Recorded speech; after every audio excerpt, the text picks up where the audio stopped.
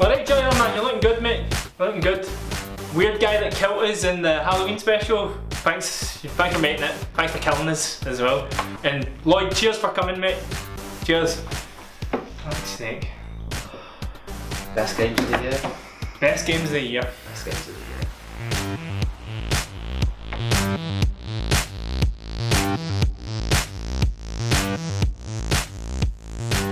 Hello and welcome to the end of the year out of context, where we're going to discuss the year in video games and how bloody amazing it was, probably. Yeah, I don't really feel like I experienced a lot of it properly. I think it was a good year. Everyone says it's a good year. Yeah. It was a good year for games and not a good year for very much else. Yeah, it feels like In general. it's hard to get jazzed about games when everything else is crumbling around us, Absolutely. but, you know. So, I guess the most logical way of doing this is to go month by month. So, January. Yes, January. So January was the year of... January was the month of Oxenfree, Darkest Dungeon, The Witcher, and That Dragon Cancer. And we all played The Witness? Yes. Kind of? Yes, yeah. Yeah. And it feels like it's kind of been a slow decline ever since. It's like The Witness is a hell of a way to start the year. So is That Dragon Cancer, actually. That Dragon Cancer is like... I don't really think I've ever played anything quite like it, because as a game it fucking sucks. Hard, terrible.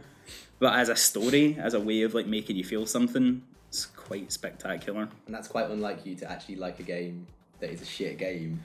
Actually, yeah. That's quite a surprise. So it must be doing something. It's kind of okay if you can like that. Well, The Witness was a real shit as well, wasn't it? No. I'd say... What? The The Witness was the most video game a video game could be, to the point where it was so artificial that that was the only way that it would work. Yeah. And that was why it was so good, because it made no concessions to trying to tell any kind of stupid narrative. It was just, this is a puzzle game. I'm going to teach you how to solve puzzles without words. And then actually its main thrust, like sort of thematically through like all those little clips you can eventually unearth, is just the idea of like sort of perseverance and stuff, because like the whole thing is about like it's almost about like drudgery. It's about the arduous idea of doing something over and over again until it's like the bottoms fell out of it, but you still do it because there's a beauty in the simplicity and stuff like that, and of like doing something over and over and over again until you know it inside and out. And your brain can't help but see patterns everywhere from that point on. Yeah. Which is a good highlight of that game, the little environmental things that you can find in it without being too... Yeah, we don't want to give anything away, massively away. but look around you. Look around you. Some way to start the year then it was. Yeah. Oxenfree. And Oxenfree, which I really enjoyed, and a lot of people have a lot of problems with the way that it deals with dialogue, but I thought when it worked, it sung, and when it didn't, it wasn't bad enough that it didn't matter, to be honest, because at least it was trying something new. And there's a theme throughout the entire year. Nearly every month there was sort of almost something trying something new. And I think the real low points of the year for me where games didn't bother to try and evolve, especially when so many other games were trying to push the boat out.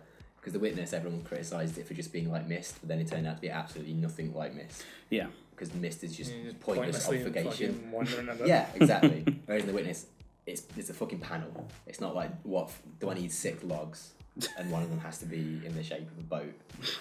Whereas in The Witness, it's like, just solve the puzzle. Just do the damn Be puzzle. smart. Be smart. Get clever. Yeah, so... What else did you say? Darkest Dungeon, which I think only I played, really. Did you like it? I thought it was very, very good, but I Is that the one played that a was lot like- of it early access. So Like Lovecraft thing, huh? yeah, so it's just a really good roguelike dungeon crawler with an interesting mechanic about you guys going insane, and it helps build them as people because they all get very weird and bizarre afflictions, and you can read the numbers quite easily, but it still kind of has a nice trickery to it when you're like, I need to save my kleptomaniac knight because he's really good at killing like pigs, because there's a whole thing where there's like unclean pigs in one level, and so that becomes a thing. It's like, but he's going to steal a half of all the treasure, but I need him in my party. It's nice. It's like risk. It's good risk reward for once in a game like that. And as a roguelike, it never really feels like you have to start from square one ever again, because you can always build up. Even if you get to a very low point, you just have to go through the grinder, which might put some people off. But at least it means you don't have to trash save like you'd have to do on another strategy game like that. February. Which is when XCOM 2 came out, which is a game that I didn't play until much later in the year after they'd fixed all the launch problems with it, and I fell out with it because I had to replay it 3 times because of this stupid fucking DLC that they didn't tell you that you should turn off if it's the first time you're playing it by not installing it.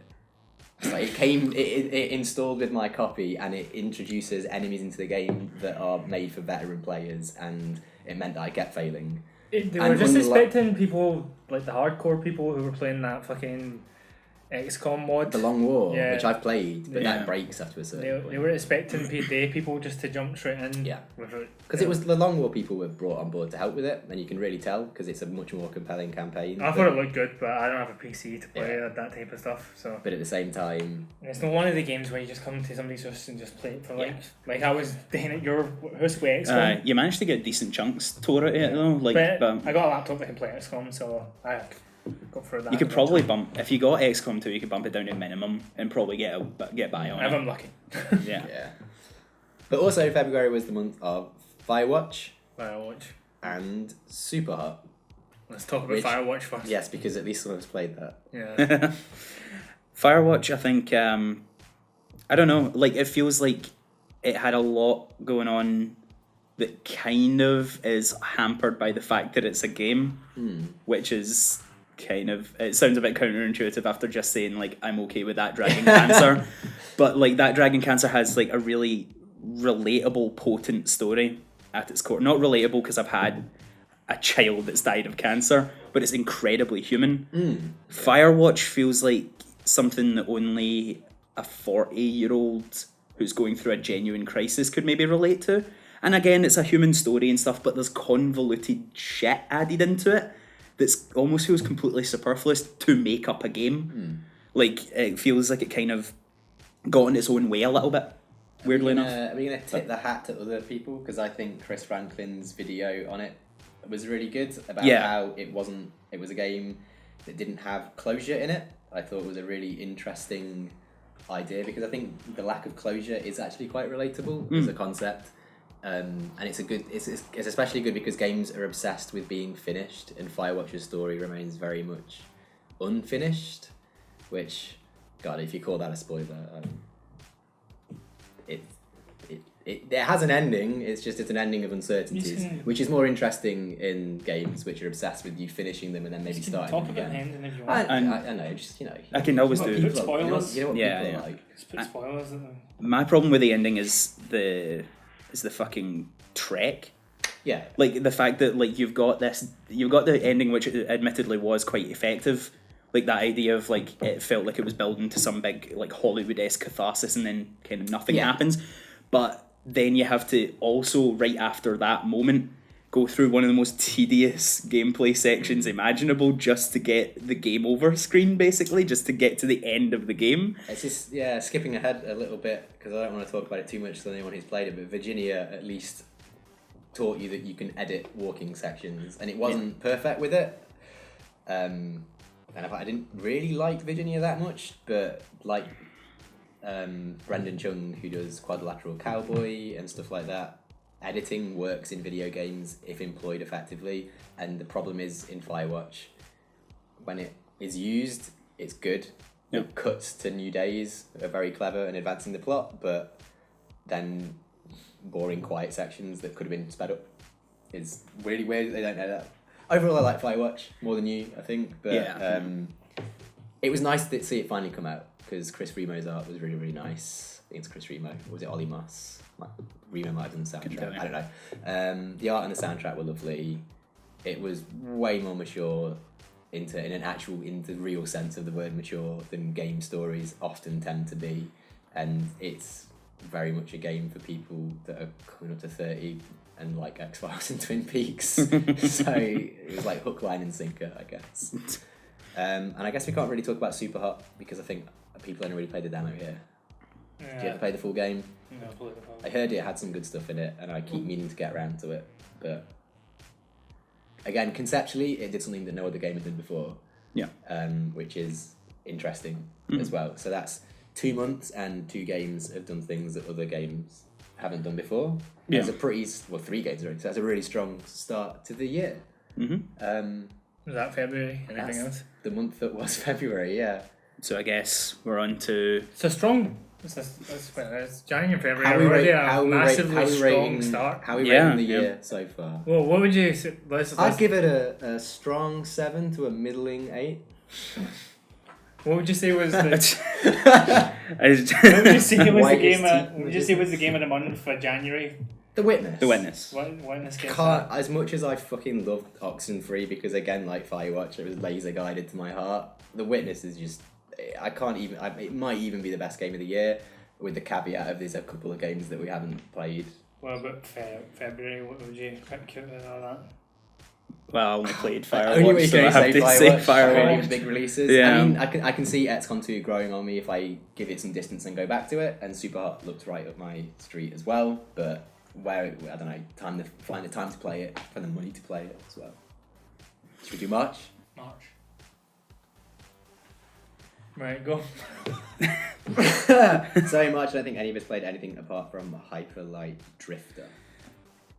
Which, yeah, like aesthetically, the game is amazing. Looks it and looks sounds brilliant. incredible.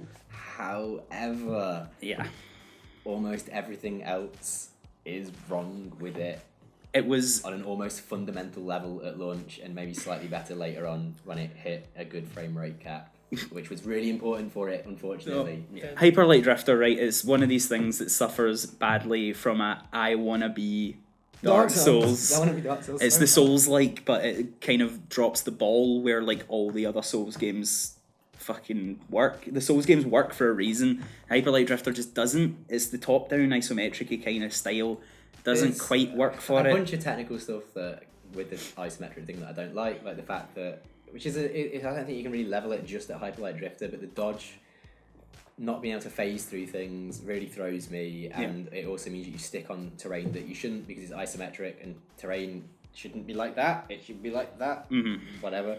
But for me, the main thing is like this whole kind of like obsession in games now after Dark Souls with wanting to tell these really complex stories through scooping as much story out as they can and making you really work for it. Yeah. Which I've no problem with if it's done all right, but the problem with Hyper Light Drifter is that it makes you go to stupid lengths to find things, and I really hate locking important game information behind closed doors, because it just means that you don't care about your story. Yeah. Making the whole, and luckily the game has good enough combat that you kind of feel compelled to go along, and then that makes me wonder why bother putting any kind of vague story in it anyway. Why not just make it a really good combat game where you have to kill 4 bosses? Yeah. And that's it. Why have to put this stupid Dark Souls? The world is being reborn and there's a battle between 2 ancient gods. Like, alright. It's kind of what Fury eventually was, wasn't it? It's just like most of the story went by the wayside to get a mechanically focused game.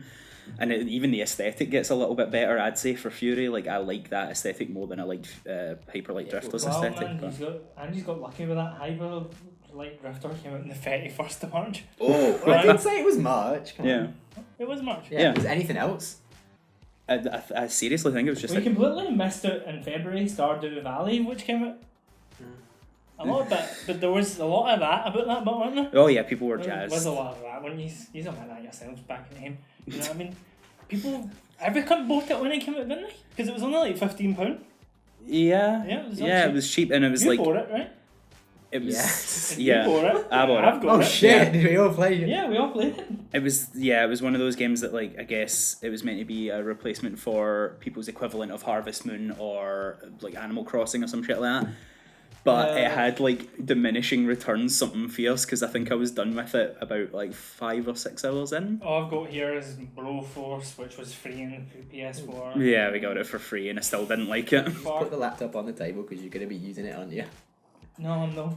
Just for March. Well, I've only got one game for April, so maybe you should prepare for April. Right, I'll put it on the desk. April, April.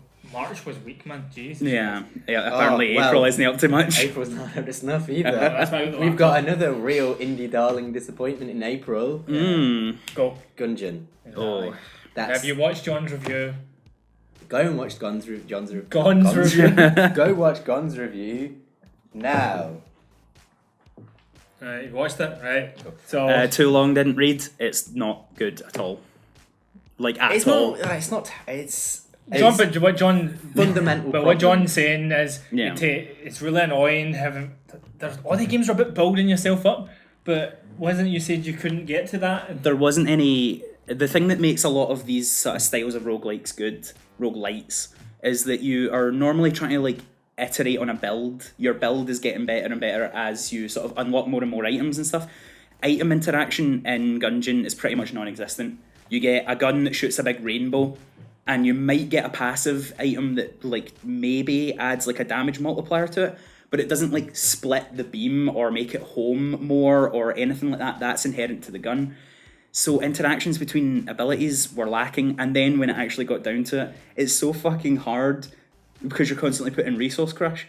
So you're trying to unlock different floors and they're putting you in resource crush constantly. So you can't open up chests because you have to save the keys for it to unlock the next floor and yada yada. You can't buy stuff out of the fucking shop because you're in resource crush as well. So all of these cool new items that you keep unlocking, you can't access. Yeah. So it's not fun. And like ultimately that's what you want from a roguelite. It's jump in, jump out.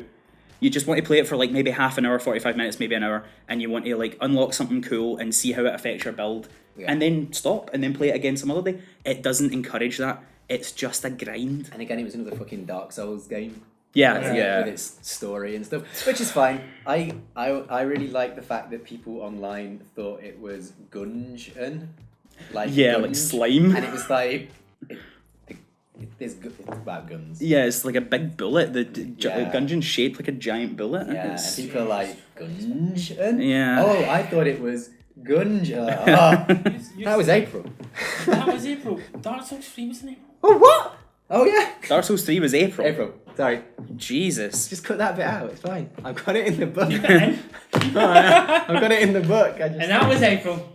Okay, so fair enough. So there you go. Yeah, Actually, after like April. 2 or 3 games came out that were trying to be Dark Souls, actual Dark Souls came out, and it was.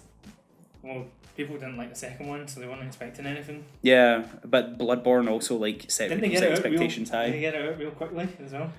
Quick after Bloodborne, definitely, but then again, it'd been in the works since too. So what was good about it? What was bad? It is pretty much the ultimate distillation of mechanics from Dark Souls and Bloodborne into something almost perfect. And environmentally, the storytelling is on point, and it's a perfect end as far as I'm concerned. If any, like again, spoilers up the wazoo and all that sort of stuff. It is pretty much just like you kill the last bonfire, you kill the last flame at the end of it, and like the world is collapsing in on itself like Inception at the end, and everything like everything's breaking down, and it looks spectacular, and it's a great fight. Oh, I feel like I feel bad for not finishing it now. But I kind of just lost. I think with those games, if you lose steam, you lose steam. Yeah. I lost steam with it, and like all the momentum had gone, and this happened with Dark Souls, the original one, and it took me over a year to go back to it, and then I like cleared it really quickly, and I think it's the same thing. If you run out of steam, that's me. It kills all the fun in these games for me. So I might go back to it at one point. We're at the point now with Dark Souls where all the splendour of the world of the original is kind of been built upon, which lore-wise makes sense, but it means that I'm still having to do this thing, and you even have to do it in Bloodborne, where you play the first level but harder again about 60% of the way through the game. Yeah. So like I hope they move away from the series and do something new, because for me the cracks are starting to show, and I did not enjoy 3 as much as Bloodborne. But I thought it was still really good. It's just in a year full of really, really inventive games that did more things, it won't reach the tops of those for me. So that's understandable. Thank God it came after 2. Thank God they rescued the series from 2, which isn't terrible, not abysmal by any stretch of the imagination, but it is nice to see the guy come back to his throne and be like, this is how you make the game. This is how you make the game I invented. Not you fucking petty Yeah, idiots. whatever the They were fuck was like, going on put with a that dragon team. in it. Put a dragon. It's about dying, it's about the game being hard, not about it being inventive and challenging. It's just about it being hard. Also, Quantum Break came out on Xbox One, but nobody has one. Shall we do May? No, because we need to say what was best game of April in March. Dark What Souls was the 3. best game of March? Dark Souls 3. Oh, wait, March. No. That's March. Dark Souls 3. Whatever. Dark Souls 3 is big enough that it takes up 2 months. Hyperlight Drifter was trying to be Dark Souls 3, so... There wasn't any good game of the month in March, was there? Nope. People will enjoy Hyperlight Drifter. Go and play it. You'll probably like it. We just didn't like it. Are we allowed to say that? Yeah. And Are we allowed to say Dark that? Souls 3. Just play Dark Souls 3, it's good. May! Wait. So May there were 2 good games. 2 of them were really nerdy and 2 of them were big mass appeal. So Stellaris was actually really good, but it's going to be hard to talk about because neither of you like those kind of games. Maybe Darren likes them a little bit. Big, mad space opera strategy game that's got really, really nice writing, and they're starting to do this thing in strategy games now where you actually get storylines apart from just boring Conquer the Galaxy stuff. It's kind of cool. But let's not talk about that before I make all of you sad. So let's switch gears into one of the best games of the whole year for me, which I don't think either of you played either, which was Doom 4, or Doom with really big letters. I played a bit of Doom, it was good. It's good. I really like Doom. It's a really strong mechanic with a really good game around it that goes on a little bit too long, but overall it's like Bloodborne but in first person, and that's what I want from Doom. Big visceral action, well done.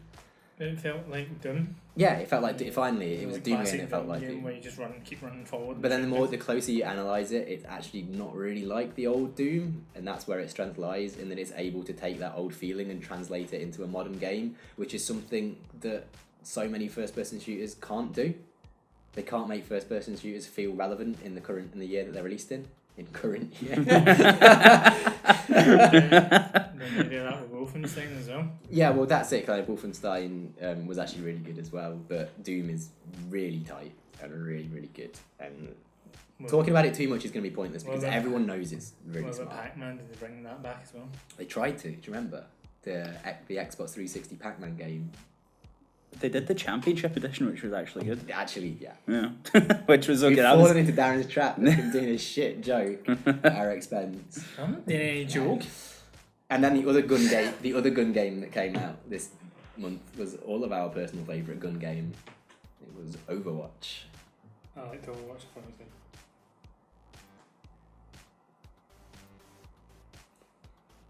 was good. Played more of Overwatch in the beta than in... What? Don't with the face. I played more of Overwatch in the beta than in real life release because it relies too heavily on you needing to play with other people, and I don't really have... But all the games are the same. You need to to play Left 4 Dead with 3 other people you know. Exactly. Playing it with dick kids online. You shot me. Ty, Because you're a dick.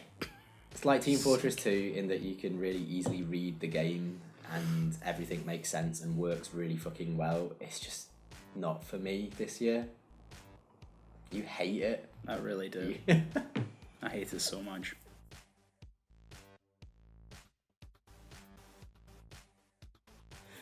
And it's not even that, actually. It's transcended that. It's done that. Here's the flair for it. It's done tell that. the world. That thing has happened again where I actually don't even hate the game that much because it is very, very, very mechanically strong. It's very focused. It knows what it wants.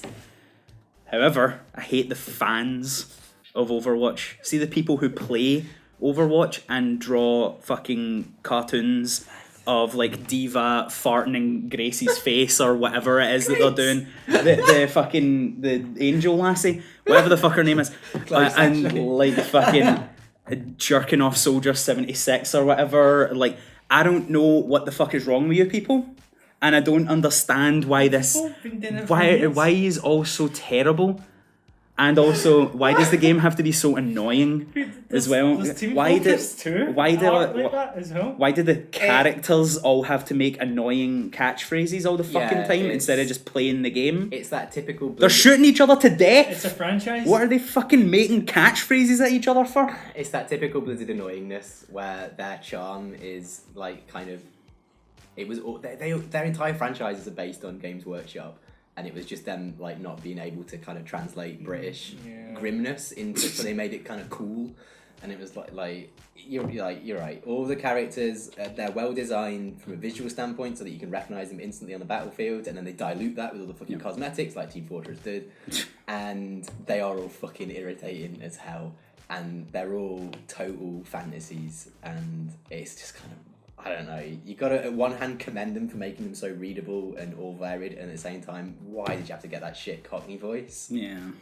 I don't... Gavna? It's like steps too far when you take shit like that. And they're like I think they went too far when they put her around me. They're like DreamWorks characters. If Team Fortress 2 was Pixar, Overwatch is fucking DreamWorks. They're all pulling the DreamWorks. I can't do the DreamWorks definitely, face, but they're all pulling the... They've all got fucking... They've all got fucking snaz going on all the time. They've all got their fucking poses going on. Overwatch, but every time he says High Noon, the B-movie trailer plays. That's... Oh, man. Yeah. They've all got fat attitude. They do. It's like fucking Alvin and the Chipmunks CGI remake. They've all got that fucking b-boy stance. And when all I say got that fat, going on. I don't mean that one. I mean PH fat. the good one. The good achieved.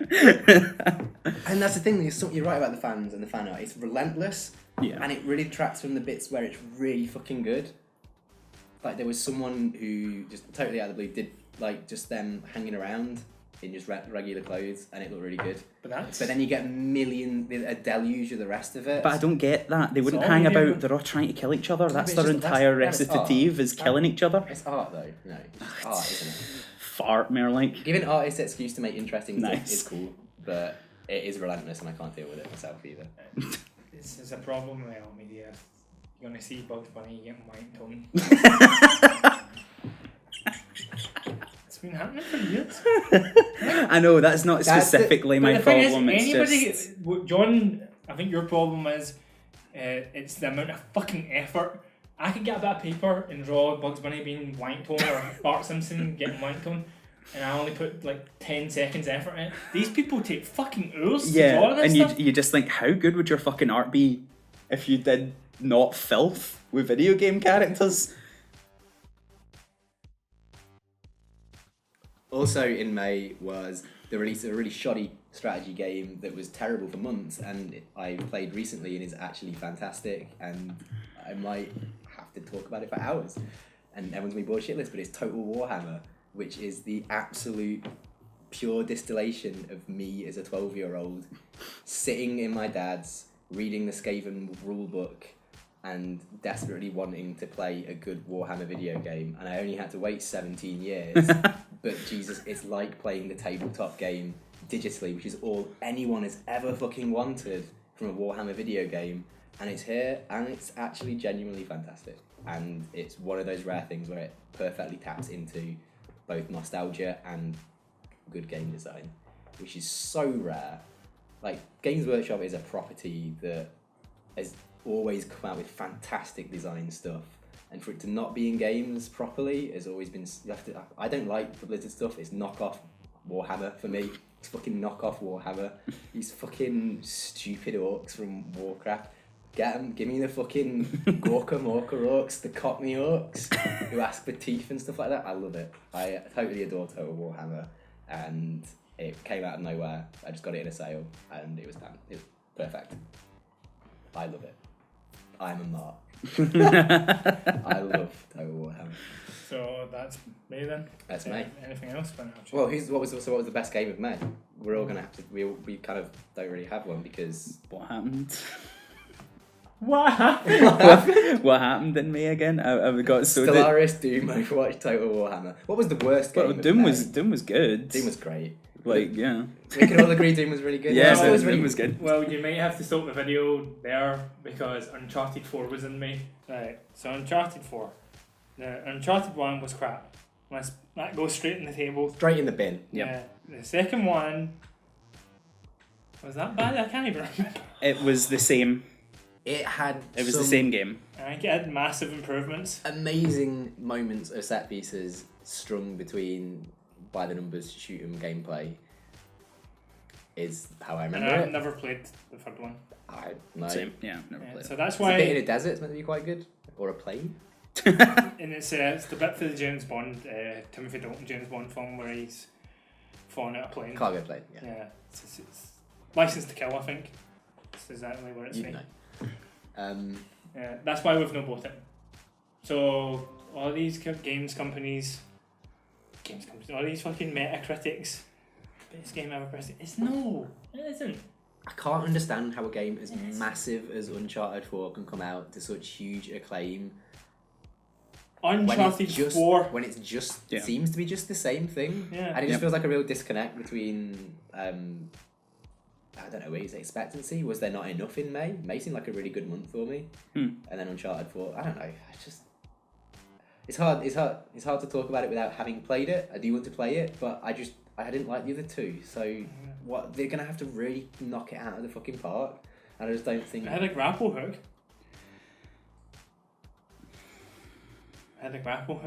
That's why that was it. What? That's why it had a grapple hook and a daughter. But yeah, it And looked. he had the same amount of love for both.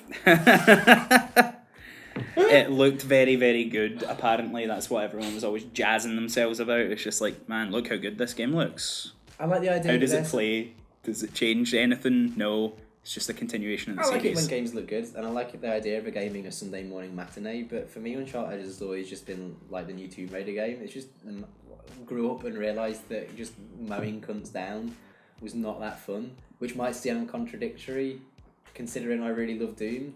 But when people criticise Doom for being too violent, you're killing fucking demons.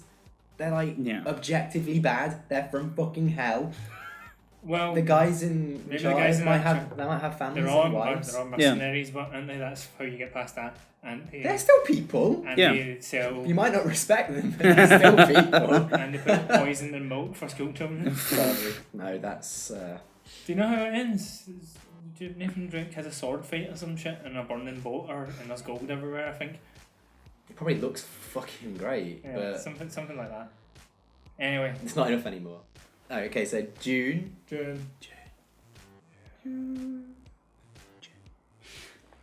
Alright, June. Right, fucking. One cyclopean game came out in June. Inside. The only game worth talking about that came out in June. And as I said before, the tape unceremoniously cut is a bit like that Dragon Cancer in that maybe it isn't a very good game, but it is sure as hell a good experience. Yeah.